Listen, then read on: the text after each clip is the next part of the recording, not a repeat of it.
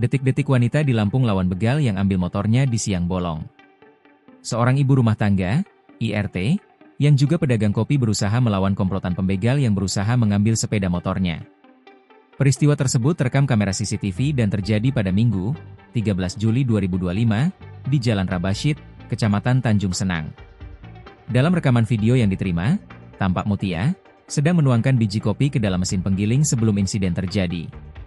Kapolsek Tanjung Senang, Inspektur 1, Ibtu, Haidir Jamin, menjelaskan bahwa sepeda motor matic milik korban dengan nomor polisi B2568AGG diparkir dekat mesin penggilingan kopi.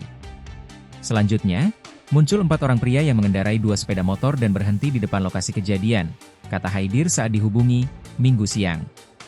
Dalam rekaman CCTV, 1 sepeda motor terlihat berhenti di sisi kiri lapak, sementara 1 lagi di tepi jalan tepat di depan lapak. 2 pria yang menjadi pembonceng dari sepeda motor tersebut kemudian turun dan langsung bergerak ke arah sepeda motor korban. Salah satu dari mereka terlihat mengeluarkan senjata api dan menodongkan pistolnya ke arah Mutia. Korban yang melihat sepeda motornya hendak diambil langsung berlari dan mempertahankannya, tambahnya.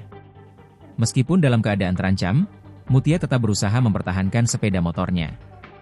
Saat ia memegang handle boncengan sepeda motornya, pria bersenjata api terus menodongkan pistolnya.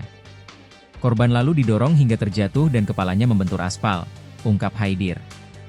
Diberitakan sebelumnya, seorang IRT pedagang kopi di Bandar Lampung didorong sampai jatuh dan kepalanya bocor saat mempertahankan sepeda motornya yang akan dibegal. Peristiwa tersebut terjadi Jalan Rabashid, Kecamatan Tanjung Senang pada Minggu, 13 Juli 2025, sekitar pukul 8 waktu Indonesia Barat. Download Tribun X sekarang, menghadirkan lokal menjadi Indonesia.